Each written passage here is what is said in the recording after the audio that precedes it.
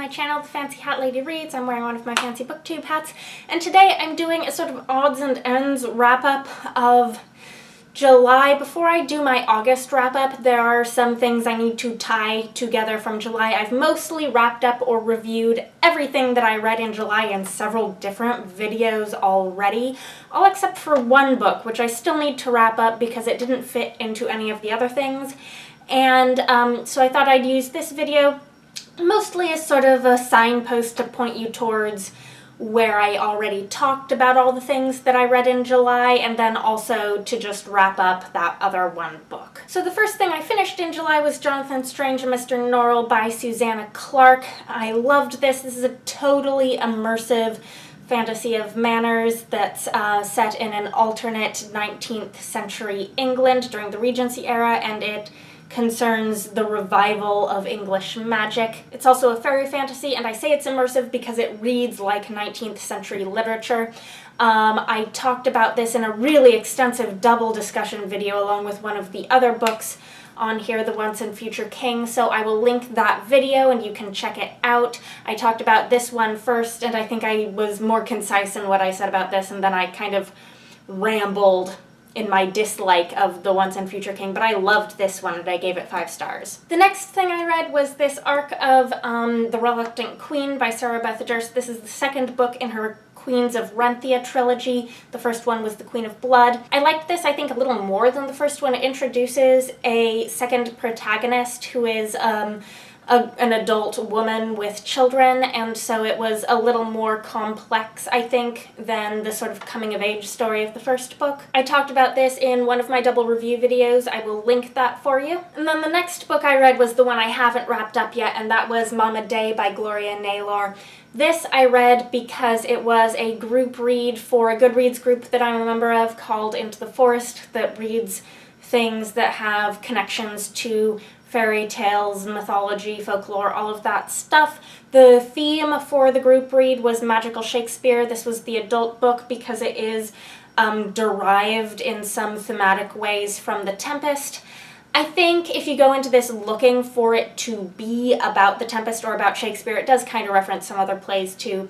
I think you'll be disappointed because there aren't direct parallels. It's more like some of the ideas and some of the themes are just kind of floating around in the book. This kind of has a magical element, but I would say it's solidly in the literary fiction side of things. It's about an island right off the border between South Carolina and Georgia called Willow Springs that has been in the hands of its African-American inhabitants for many generations, going back to a sort of legendary matriarch figure who was a slave who somehow won both her freedom and the island, but there are conflicting narratives about her. There's this idea that she was a conjure woman, that she had some sort of mystical ability that's been passed down through the generations, and which is the inheritance somehow of the current matriarch of the island, Miranda, who's known as Mama Day. Most of the story is told in a very extended flashback. We get a young woman from this family named Ophelia, nicknamed Coco, and at the beginning it's kind of the present day, and we're told in this very beautiful lyrical writing that she's visiting her first husband's grave, and then the sort of story is framed as the conversation that she and her first husband are maybe silently having between each other in the graveyard, and it's the story of their relationship. So at the beginning of this book you do know that George, the husband, is going to die at the end, although it's not at all clear how that's going to happen. Basically, there's this conflict about, are you from the island, do you belong on the island, and do you understand how the island works? Or are you from the outside world that doesn't understand this culture and this tradition? We go back to Coco meeting George in New York, and we get in flashbacks their courtship and marriage, plus what's happening on the island with Miranda and her sister Abigail, all leading up to the visit where Coco is going to bring her husband back to the island and stuff is going to go down. Now, I really firmly liked the chapters that were just Miranda and Abigail and their relationship and their family history, so much more than the chapters that were about Coco and George. I just wasn't invested in them as characters, and I wasn't invested in their relationship. With regards to the guess, magic such as it is in this book. I'm not sure I would call this magical realism or not. You don't really see anything magical actually happen. It's sort of, I think, part of the point that it's never spoken about directly, and it's something that you either understand if you're deep in the traditions of Willow Springs, or you don't if you aren't. So as a fantasy reader, that was inherently frustrating for me, though I see sort of the literary point to it.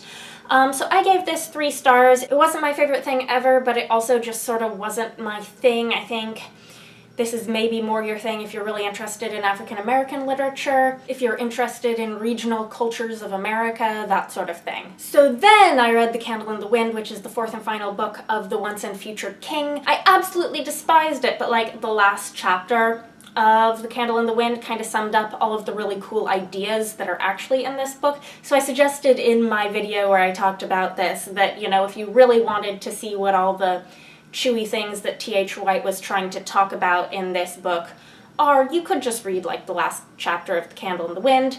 Wouldn't spoil anything. It's an Arthurian retelling.